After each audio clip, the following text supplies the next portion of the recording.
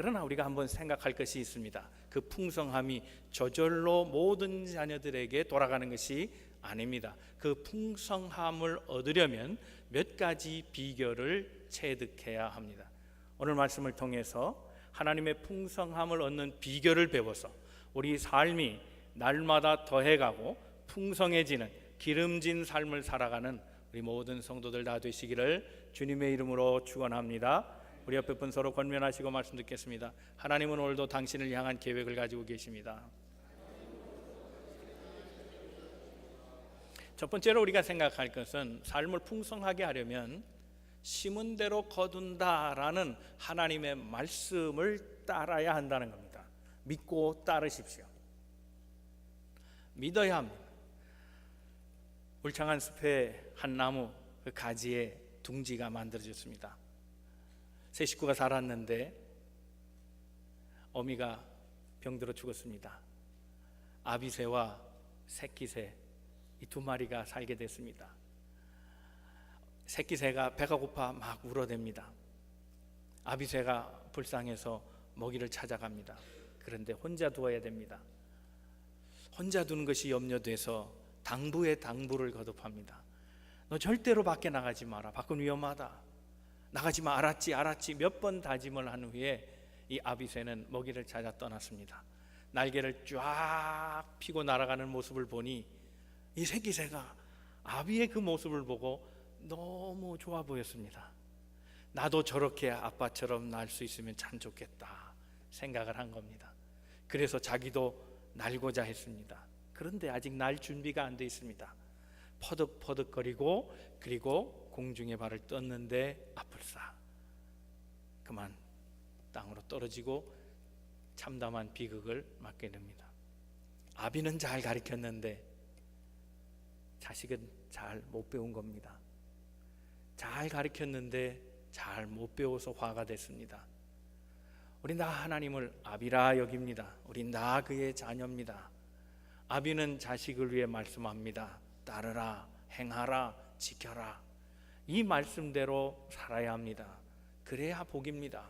그 말씀을 듣고 자라나야 훌륭한 하나님의 사람으로 성장해 가는 겁니다. 사람이 배우지 않으면 성장할 수 없습니다. 육신이야 먹으면 성장하지요. 그러나 속사람은 배움을 중단하는 순간 성장이 멈춥니다. 그러므로 배우지 않는 사람은 늙어가는 거지 어른이 되는 게 아닙니다. 영적인 사람도 마찬가지입니다.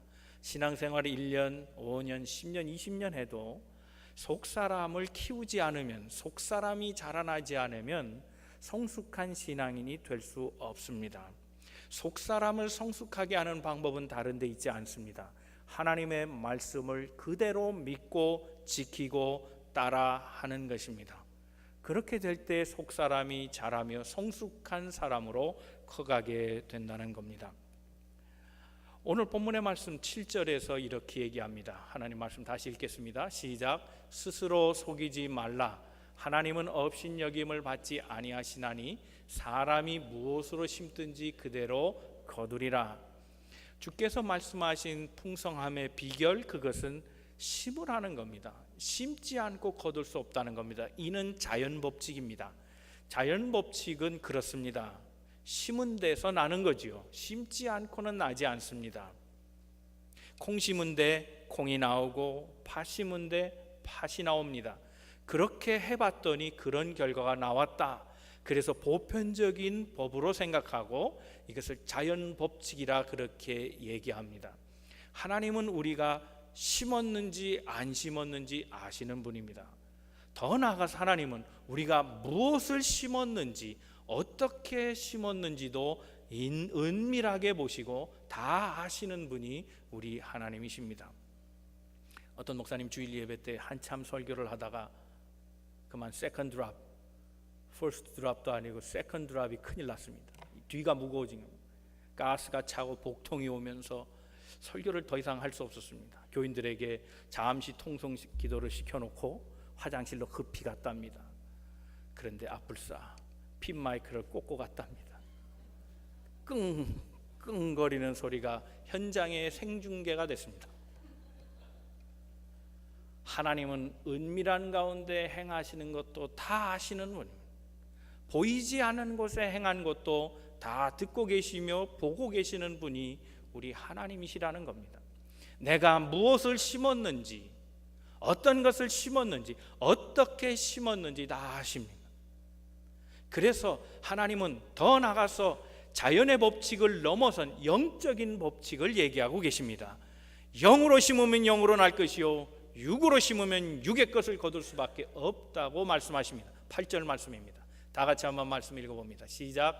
자기의 육체를 위하여 심는 자는 육체로부터 썩어질 것을 거두고 성령을 위하여 심는 자는 성령으로부터 영생을 거두리라 그랬습니다. 이 법칙은 바뀌지 않습니다. 이 영적인 법칙은 자연 법칙보다 더 분명하게 확실합니다. 바뀌어지지 않습니다. 도토리가 아무리 커도 도토리는 도토리밖에 되지 않습니다. 그러나 상수리는 아무리 작아도 그것을 심어놓으면 커다란 참나무가 됩니다. 결과가 바뀌지 않습니다. 영의 것을 심으면 영의 것이 나고, 선한 것을 심으면 선한 열매를 거두게 되고, 착한 일로 시작했으면 아름다운 열매들이 맺어지고, 그러나 그렇지 않으면 세상에 헛된 열매만 맺게 된다고, 육신의 것, 사망의 것을 맺게 된다고 말씀하고 있습니다. 육체를 위해 심느냐 성령을 위해 심느냐, 그건 우리 몫입니다. 주님은 말씀하십니다. 선한 열매를 심어라 말씀하십니다. 영의 열매를 심어라 말씀하십니다. 하나님의 말씀을 우습게 여기지 마십시오. 당연한 것이라고, 크게 내게 감동이 없는 말씀이라고 소홀히 여기지 마십시오. 다시 7절로 돌아갑니다. 7절 말씀에 이렇게 시작합니다. 스스로 속이지 말라. 하나님은 업신여김을 받지 아니하시니라 그랬습니다. 옛날 성경엔 이것을 하나님은 만홀히 여김을 받지 않는다, 이렇게 번역이 되어 있었습니다. 이 번역이 지금 다시 바뀌어서 업신여기지 말라로 바뀌었습니다. 이 말의 속뜻은 이렇습니다. 히브리 사람들은 남을 업신여기는 행위를 이렇게 표현합니다. 코를 높이 드는 겁니다. 이러면 남을 무시하는 겁니다. 우리도 그런 비슷한 거 있잖아요. 누가 얘기하면 우습게 여기는, 하찮게 여기는, 빼쭉거리고 비웃어버리고 아무렇지도 않은 것처럼 하라는, 그렇게 행동하는 것을 말합니다. 하나님의 말씀을 그렇게 여기지 말라는 겁니다. 하나님의 말씀은 그렇게 없이 여길 대상이 아닙니다. 그 말씀은 반드시 이루어집니다. 선한 것을 심으면 선한 열매를 맺게 돼 있고, 영적인 것을 심으면 영적인 것을 반드시 추수할 수 있다고 분명히 말씀하고 있습니다. 이 말씀을 업신여기지 마십시오. 오늘 내가 가지고 있는 나의 현재의 수확물은 어제 내가 뿌려놓은 것들입니다. 그러므로 오늘을 불평할 책임이 내게 없습니다. 그것은 나의 의무도 아니고 나의 권리도 아닙니다. 내가 잘못 심은 겁니다. 그러므로 풍성한 삶을 살기 원한다면 오늘 좋은 것을 심어야 합니다. 그래야 우리의 미래가 윤택해집니다. 미래의 행복이 있습니다. 영적인 것을 거두며 선한 열매를 맛보고 살아가게 될 것입니다. 하나님의 말씀을 귀중히 여기고 심으라 할 때 믿음의 씨앗을 현장에 심어놓고, 의의 씨를 심어놓고, 사랑의 씨를 심어놓고, 평화의 씨를 심어놓고, 그것이 자라나서 그 풍성함의 열매들, 영적인 열매들로 삶이 날마다 더해가는, 풍성해지는 우리 만남의 교회 모든 성도들 다 되시기를 주님의 이름으로 축원합니다. 두 번째 생각하는 삶이 풍성하기 위해서는 낙심하지 말아야 합니다. 낙심이 뭡니까? 낙심은 바라는 것이 이루어지지 않아서 마음에 상처가 온 겁니다. 마음이 망가진 겁니다. 원했는데 되지 않았을 때, 시도했는데 실패로 끝났을 때, 그때 마음에 상처가 옵니다. 그것이 낙심입니다. 오늘 본문의 말씀 9절 말씀 읽겠습니다. 다 같이 읽습니다. 시작. 우리가 선을 행하되 낙심하지 말지니 포기하지 아니하면 때가 이름에 거두리라. 하나님 말씀입니다. 이 말씀대로 따라 하십시오. 낙심하지 마십시오. 하지 말라면 하지 않으면 됩니다. 때가 이르면 반드시, 포기하지 않으면 좋은 날이 올 줄로 믿으라 하는 겁니다. 여러분, 마음이 건강해야 되지 않습니까? 마음은 우리 마음의 엔진입니다. 엔진이 고장나면 못 갑니다. 자동차도 엔진이 고장나면 달릴 수 없습니다. 그래서 마음이 망가져 버리면 그냥 중단하고 싶어요. 다 포기하고 싶고, 사람도 만나고 싶지 않고, 모든 환경이 다 불편합니다. 그래서 숨고 싶습니다. 포기하고 낭망하고 절망하고, 그래서 사람은 그래서 망가지는 겁니다. 그래서 성경은 우리에게 권면합니다. 무릇 지킬 만한 그 어떤 것보다도 무엇을 지키라고요? 내 마음을 지켜라. 잠언 4장 23절의 말씀입니다. 무릇 지킬 만한 것보다 내 마음을 지켜라. 생명의 근원이 그에서 난다 그랬습니다. 마음을 든든하게 해야 할 겁니다. 마음을 새롭게 해야 합니다. 마음은 우리의 마음의 가장 중요한 중심이라서 이 마음이 고장나면 모든 것들을 다 포기하게 합니다. 여러분 살면서 어떻게 포기가 안 됩니까? 포기할 수 있는 상황은 우리에게 늘 도전해 오고 있습니다. 그때마다 일어서야지. 한 번 실수로 좌절해버리고 더 이상 시도하지 않는다면 어떻게 되겠습니까? 그 마음, 그 생각, 그 고장난 마음, 낙심하는 마음이 곧 죽음으로 이끌어 갑니다. 그래서 로마서 8장 6절 말씀에 이렇게 말합니다. 육의 생각은 사망이요 영의 생각은 생명과 평안이라 그랬습니다. 육의 생각은 뭡니까? 지치게 만드는 것, 포기하게 만드는 것, 낙심하게 만드는 것. 그건 사탄의 도구입니다. 사탄 우리를 낙심시켜서 아무 일도 하지 못하게 합니다. 일도 못하게 할 뿐만 아니라 사람을 믿게 만듭니다. 사람도 보기 싫습니다.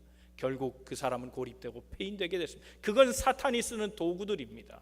그러므로 우리는 육신의 생각이 들 때 우리의 생각을 즉시 영의 생각으로 바꿔야 합니다. 영의 생각에는 평안이 있고 영의 생각에는 생명, 그 힘이 있기 때문입니다. 그 힘을 가지고 영의 생각으로 우리의 생각을 전환하기 시작할 때 우리의 삶엔 다시 의욕이 생기고 하나님을 바라보고 재도전할 수 있는 기회가 얻어진다는 사실입니다.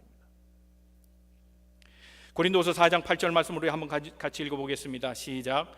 우리가 사방으로 우겨쌈을 당하여도 쌓이지 아니하며 답답한 일을 당하여도 낙심치 아니하며 그랬습니다.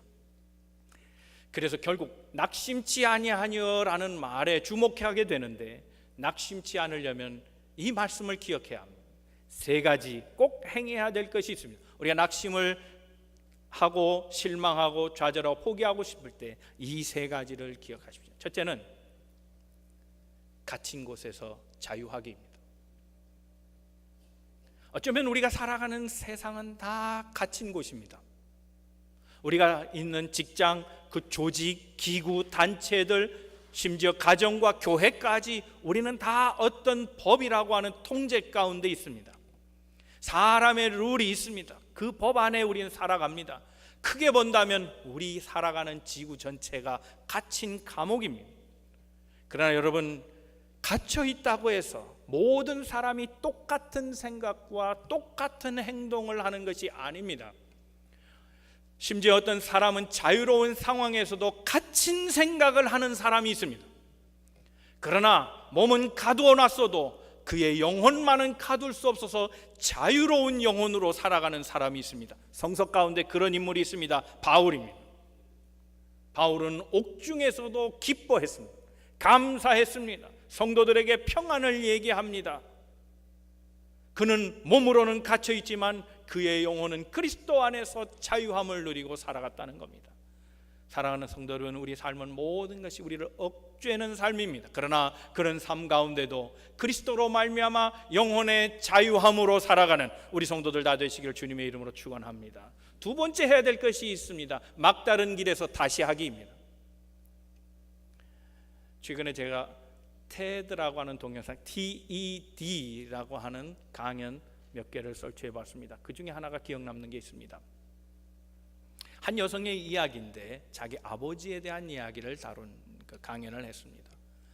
이름은 키드라 카하나라고 하는 여성인데, 이 키드라 카하라고 하는 여성은 다큐멘터리 사진을 찍는 프로페셔널 작가입니다. 그런데 그에게 아버지의 병환의 소식이 들어왔습니다. 아버지가 뇌졸중을 걸렸습니다. 병원에 가보니 아버지가 시신처럼 딱딱해진 겁니다. 전신마비가 왔고 손과 발은 물론이고 눈꺼풀 하나 제대로 움직이지 못하는 극심한 상황에 누워있게 된 것을 보았습니다. 그는 아버지를 간호하기로 작정합니다. 모든 잡을 포기하고 옆에서 간호하기 시작했습니다. 그런데 어느 날 아버지가 눈꺼풀을 깜빡거리더라는 겁니다. 거기에서 큰 인사이트를 얻습니다. 우리 아버지는 마비되지 않았다는 사실을 한 겁니다. 그래서 그는 즉시 접어두었던 카메라를 다시 빼들고 아버지를 촬영하기 시작했습니다.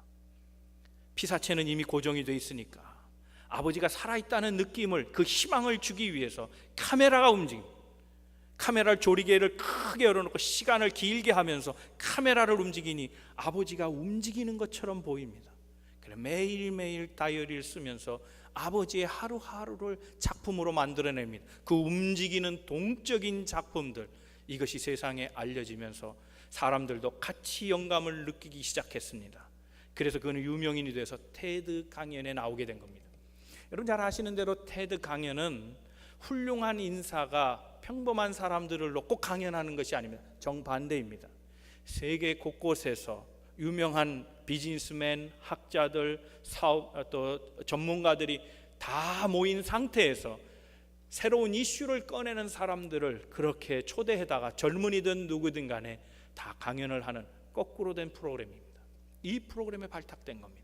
거기에서 13분짜리 동영상을 이제 만들게 되는데 그 강연 13분의 내용이 많은 사람들에게 영향을 주는, 지금 현재 111만 뷰를 넘어가고 있습니다. 그 강연 마지막 부분에 자기 아버지가 회복되면서 딸에게 들려준 메시지, 그것을 녹음으로 해서 모든 청자들에게 그것을 들려주었습니다. 이렇게 얘기합니다. 그의 아버지의 이름은 로니 카하나입니다. 딸아, 나는 결코 마비되지 않는다. 사람들은 마비됐다 말할지 모르겠지만 나의 영혼은 마비될 수 없다.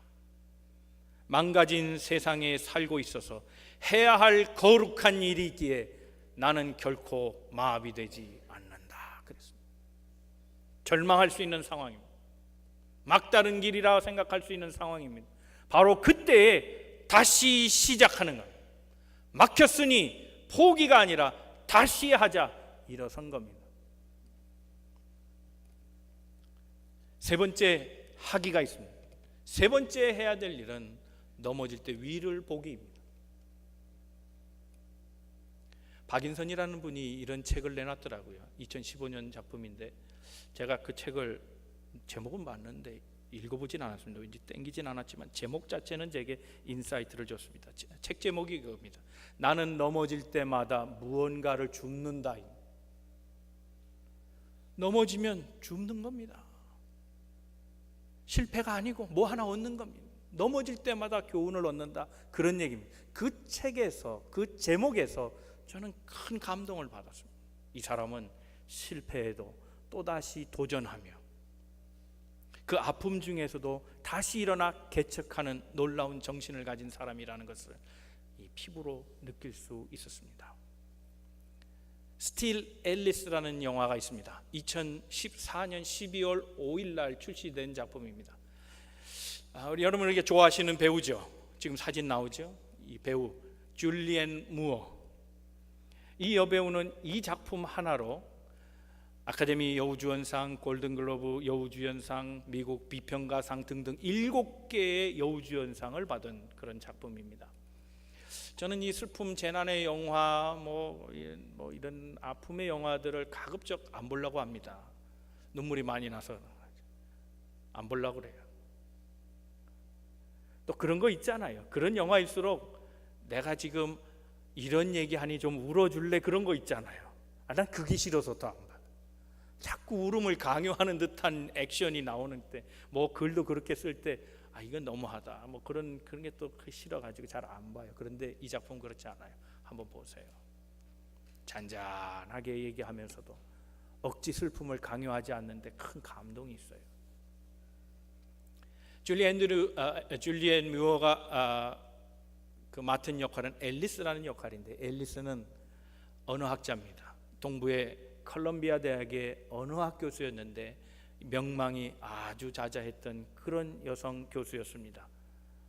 한참 인기가 올라가고 존경받는 순간에 그는 거의 사형 선고나 마찬가지인 알츠하이머라고 하는 진단을 받습니다.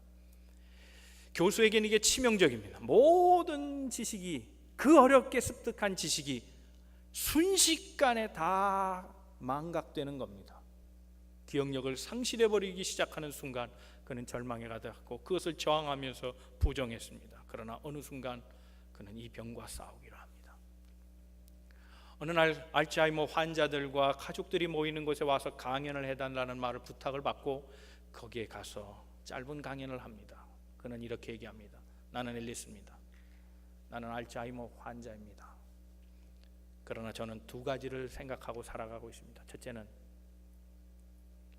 나는 오늘을 충실히 살아가고 있습니다. 내게는 내일이란 잊혀지는 또 다른 과거일 뿐, 나는 그래서 오늘을 충실하게 살아갈 뿐입니다. 두 번째, 내가 알츠하이머에 걸렸다고, 내 생이 얼마 남지 않았다고 나는 나를 재촉하지 않습니다. 푸시하지 않습니다. 나를 다구치지 않고 너그럽게 하며 살아가고 있습니다. 이렇게 얘기했습니다. 절망의 순간입니다. 넘어진 순간입니다.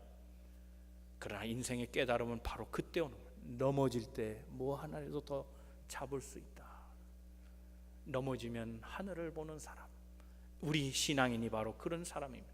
여러분 잘 아는 스탠포드 대학, 르랜 스탠포드라고 하는 이 부부가 세운 학교가 스탠포드입니다. 스탠포드 대학의 시작은 이렇습니다. 그에겐 르랜 스탠포드 2세 아들이 있었습니다. 그런데 그 아이가 어릴 때 시름시름 앓다가 9살에 절명하고 맙니다. 너무 이른 시간에 죽었습니다. 하늘이 무너지는 거예요. 그는 그 당시에 주지사였습니다. 돈도 많이 가지고 있던 재벌이었습니다. 그게 무슨 소용입니까? 아무 소용이 없어요. 낙심하던 차에 그들은 그 절망의 순간, 넘어진 순간 다시 하늘을 보기 시작했습니다. 우린 비록 개인적인 우리 부부의 자식은 이렇지만 나는 캘리포니아의 주지사인데 이 땅에 살아가는 모든 아이들이 나의 자식들이다, 이런 생각을 하고 그들을 교육하기 위한 기관을 만들자. 그래서 스탠포드 대학을 세우고 기증한 겁니다. 넘어지는 순간 위를 보는 사람, 이것이 하나님의 사람입니다. 낙심은 바보들이 가는 종착역입니다. 낙심은 실망하고 우리 삶을 쭉 늘어뜨리게 해서 흉하게 만들어 버립니다. 주인 잃은 개처럼 초라하게 만들어 버린 우리의 낙심. 사랑하는 성도 여러분, 낙심하지 마십시오. 이것은 권고가 아니라 하나님의 말씀이요 명령입니다. 낙심하지 말고 어떤 순간에도 그 갇힌 곳에서 자유하시고 막다른 곳에서 다시 시작하시고 넘어진 곳에서 위를 보며 희망을 갖고 다시 도전하는 우리 성도들 다 되시기를 주님의 이름으로 축원합니다. 하나님을 앙망하는 자는 힘을 얻는다 그랬습니다. 독수리의 날개치며 힘을 얻는 그 비결은 주를 바라볼 때, 하늘 향해 머리를 들 때, 주께 소망을 들 때 일어나는 일임을 기억하고 절망 대신 기도하는 성도들 다 되시기를 주님의 이름으로 축원합니다. 세 번째, 풍성한 삶을 살기 위한 비결을 얻으려면 이것을 해야 합니다. 사람에게 잘해야 합니다. 10절 말씀입니다. 10절 말씀 다 같이 한번 읽어보겠습니다. 시작. 그러므로 우리는 기회 있는 대로 모든 이에게 착한 일을 하되 더욱 믿음의 가정들에게 할지니라. 아멘. 우리 모두는 다 주 안에서 한 가족임을 믿습니다.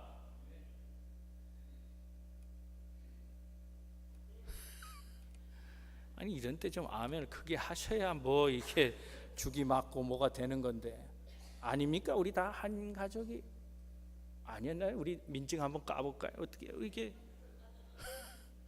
요거 편집하고 다시 큐 들어옵니다. 다시 하겠습니다. 우리는 주 안에서 다 한 가족인 걸 믿습니다. 이래야죠. 감사합니다. 그렇습니다. 우리는 다 한 가족입니다. 여러분 파킹장에서 만난 분 우리 다 한 가족 아니었습니까? 식당에서 만나면 우리 다 한 가족 아닙니까? 화장실에서 만나면 다 한 가족 아닙니까? 어린아이가 지나갈 때 내 자식처럼 여겨지지 않던가요? 우리 어른들이 지나갈 때 나의 부모처럼 여겨지지 않던가요? 우린 다 한 가족입니다. 주 안에 한 가족입니다. 이 안엔 차별이 없습니다. 나눔이 없습니다. 분리되지 않습니다. 배척하지 않습니다. 거부하지 않습니다. 버리지 않습니다. 우린 다 한 가족입니다.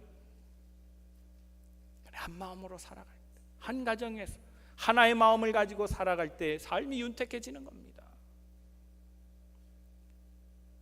최근에 어떤 분이 제게 카톡으로 좋은 글을 보내주셨습니다. 목사님 좋은 글이 있는데 한번 받으세요. 그러고 던졌습니다. 읽어보니까 아주 좋더라고요. 그걸 좀 쉐어하겠습니다. 여러분 좋은 글이 있으면 저한테 보내주세요. 카톡이든지 이메일이든지 전화든지 괜찮아요. 그냥 한번 보내주세요. 때로 목사는 이 좋은 글에 갈급할 때가 있습니다. 목사가 다 아는 것 같지만 안 그래요. 특별히 또 하나님의 말씀 또 함께 나눌 때 우리 성도들이 생각하는 바 공유하는 것도 굉장히 좋은 것 같아서 말씀드리는 겁니다. 저한테 좀 보내주세요. 보내주시는 몇 분이 있는데 그 중에 한 분이 제게 이런 글을 보내주셨어요. 우리가 잘 아는 유명한 목사의 이야기입니다. 김동호라는 분의 이야기인데, 김동호 목사님이 요즘 최근에 그 이야기가 있는 라멘 레스토랑을 이제 경영에 참여하고 지지하면서 그 선한 이웃을 이제 만들기 위한 그런 프로젝트인데, 그것이 얼마 전 기금이 모이게 하기 위해서 목사님이 나섰습니다. 그래서 그 얼마 액수가 달라질 때마다 머리를 염색하기로 약정을 한 것 같아요. 그래서 어떤 때 액수가 도달하면 빨간 머리하고, 목사님이 어떤 때 또 흰 머리로 하고 뭐 그런 걸 지금 해요. 그래서 돌풍을 일으키고 있습니다. 이분이 동안교회 시절을 얘기합니다. 그 동안교회 시절 때 어느 날, 근데 한참 전의 얘기입니다. 어느 날 이 꽁지머리가 나타났다는 거예요. 남자인데 여기다가 꽁지머리를 이렇게 하고 나타난 겁니다. 아, 이게 교회 물을 흐리는구만. 속으로 그렇게 생각했다는 겁니다. 근데 꽁지머리까지는 참자 그렇게 생각하고 있던 차에 그 꽁지머리를 시작으로 해서 빨간 머리가 들어오고 계속 이상한 머리가 들어오더라는 겁니다. 아, 이거 교회 큰일 났네. 이게 교회가 망가지기 시작하는구만 이거. 아니 어떻게 빨간 머리가 들어와. 그런데 어느 날 설교를 하다가 그 빨간 머리가 2층에 앉은 걸 봤습니다. 그런데 충격이었습니다. 빨간 머리는 분명히 산만해야 되는데 까만 머리만 설교를 잘 듣는다고 생각했는데 빨간 머리가 열중하고 있는 겁니다. 아, 그러면 안 되는데 저 친구는 분명히 산만해야 되는데 예상 바뀝니다. 그때 자신이 틀렸다는 걸 알게 됐습니다. 아, 나는 그릇된 편견을 가지고 그 편견을 잣대로 남들을 재단했구나. 그 생각이 마음에 탁 들면서 회개가 들었습니다. 그런데 그 빨간 머리를 시작으로 해서 파란 머리가 들어오고 흰 머리가 들어오고 노랑 머리가 들어오고 온갖 머리가 다 들어오는 겁니다. 당시 교회는 청년 대학생들이 1600명이 모였는데 청년 예배 때 보면 약 절반 정도가 단풍이에요. 단풍. 빨갛고 파랗고 노랗고 완전 알록달록한. 그때 그는 그런 생각을 했답니다. 아, 나는 그동안 잘못 살았다. 잘못 생각했다. 우리는 두 가지 색밖에 없었다. 하나는 나와 같은 색, 하나는 나와 다른 색. 나와 같은 색은 좋은 편, 나와 다른 색은 나쁜 편, 이렇게 생각했다는 겁니다. 청년 목회의 성공의 비결을 내가 그래도 조금은 그들을 이해하고 그들에게 마음을 조금 열어주어서 그들의 다름을 수용했더니 하나님이 청년들을 모아주신 것이다. 그는 그렇게 얘기합니다. 자그마한 일에도 그 다름을 강조하고 야단하면서 분리시키고 때로는 야단치고 때로는 몰아내는 그런 삶이 있어서야 어떻게 하겠는가. 어느 날 당회를 여는데 한 장로님이 얘기하셨답니다. 목사님, 저 머리 염색하는 녀석들 좀 야단 좀 치세요. 우리 교회가 좀 모범을 보여야지. 세상의 풍조를 따라서 세상이 머리 염색이 유행이라고 교회까지 그러면 됩니까? 그렇게 얘기를 하더랍니다. 그래서 목사님이 이미 마음이 바뀌었습니다. 목사님이 그런 말씀을 하셨대요. 장로님은 머리 하얀 걸 까맣게 하시는데 머리 까만 녀석들이 하얗게 하는 게 뭐 잘못입니까? 그게 그거지. 그래서 그냥 서로 웃고 넘어갔답니다. 사랑하는 성도 여러분, 우리가 한 가족이라면 다른 것을 품어야 합니다. 나와 다른 생각을 하는 사람을 품어야 합니다. 나와 다른 말을 하는 사람을 용납해 주어야 합니다. 그래야 우리는 한 가족이라고 말할 수 있습니다. 저는 작년 초에 EM 패스터를 구하는 중에 몇 가지 우리가 실제로 당면하고 있는, 우리가 지금 프론트 정말 문제를 직면하고 있는 어떤 현실을 보았습니다. EM 패스터를 면접하는 중에 무엇을 해주기를 원하는가 그랬더니 많이 지원해달라는 겁니다. 우리 교회가 EM을 많이 지원해달라. 공감하는 바죠. 그래요. 우리가 많이 지원해주면 성장하겠죠. 성장한 다음엔 어떻게 하시겠습니까? 그땐 나가지요. 많이 지원하고 성장해서 커지면 나간답니다.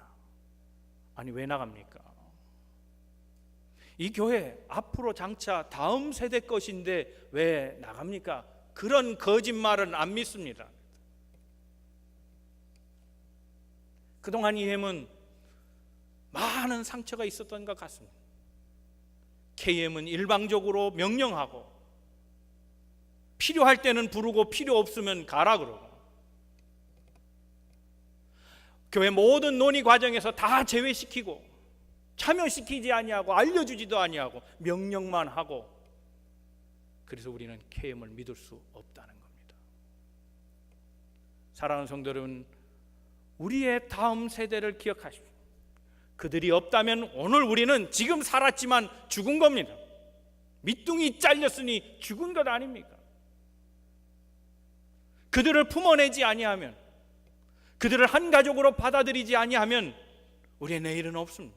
그들은 우리의 생각과 다릅니다. 우리의 언어가 그들의 언어와 다릅니다. 그들의 옷차림이 우리와 다릅니다. 그들의 모든 습관이 우리랑 같지 않습니다. 그러나 그들이 다 우리의 자녀들입니다.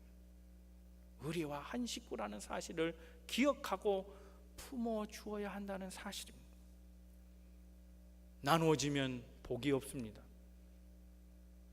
시편 133편 1절 3절 우리가 잘 아는 말씀 아닙니까? 형제가 연합하여 동거함이 어찌 아름다운고, 이 말을 반대로 하면 형제가 한 지붕에 두 가정을 만들고 나누어지면 어찌 보기가 그리 몰상식하고 추한고, 이 말 아니겠습니까? 3절 말씀엔 더 나아가 이렇게 얘기합니다. 거기서 복을 명하셨나니 곧 영생이니라 그랬습니다. 함께 연합하면 시너지가 나고 그것은 곧 복이 되지만 나누어지면 화로다는 얘기입니다. 영생이 아니라 곧 죽음이라 말씀하고 있습니다. 사랑하는 성도 여러분, 우리는 우리 두 가지 색밖에 없는 사람들 아닙니까? 나와 나 아닌 사람들, 내 색과 내 색과 다른 사람들, 내 편과 내 편이 아닌 다른 사람들로 나누고 있지는 않습니까? 그것은 화일지어 우리 그리스도 안에서 하나됨을 이루고 믿음의 가정들에게 더욱 착한 일을 하라고 말씀하셨습니다. 선한 일을 베풀어 우리 모두가 한 가족이 돼 실패해도 품어주고 잘못해도 너그럽게 품어주며 피곤한 자식은 더 힘을 얻게 해주고 병들어도 버리지 않는, 가치를 따지지 않냐고 한 가족으로 품어주고 사랑하는 그런 아름다운 공동체를 만들어 갈 때 이 삶이 곧 영적인 풍성하며 이 삶이 곧 영적인 행복의 삶인 것을 기억해야 할 것입니다. 이제 말씀을 정리합니다. 저는 시편 126편의 말씀을 믿습니다. 5절 6절 말씀에 눈물을 흘리며 씨를 뿌린 자는 기쁨으로 단을 거둔다 그랬습니다. 씨를 심는 것은 힘듭니다. 하나님이 모세에게 말씀하시죠. 내가 선 땅은 거룩한 곳이다. 우리의 현장은 거룩한 땅입니다. 그러므로 거기에 씨를 뿌려야 합니다. 씨를 뿌리기에 방해되는 요소는 다 제거해야 합니다. 미움, 시기, 갈등, 질투, 상처들을 다 보라는, 기름진 땅으로 만들어서 거기에 수고하며 씨를 뿌려갈 때, 믿음의 씨를 뿌리고 사랑의 씨를 뿌리고 의의 씨를 뿌리고 평화의 씨를 뿌려갈 때에 지금 씨앗은 먼 훗날 우리에게 아름다운 풍성함으로 기름짐으로 우리에게 다가오게 될 것입니다. 말씀 따라 그렇게 하십시오. 말씀 따라 낙심하지 말라 했으니 낙심하지 말고 도리어 기도하십시오. 갇힌 곳에서 자유하시고 막힌 곳에서 다시 길을 보시며 넘어져도 하늘을 바라보는, 그래서 낙심이 아니라 새로운 소망에 눈뜨고 여호와를 인하여 앙망하며 독수리의 힘을 얻는 우리 모든 성도들 되시기를 바랍니다. 사람에게 잘하십시오. 선행하십시오. 믿음의 사람들에게 더 잘하십시오.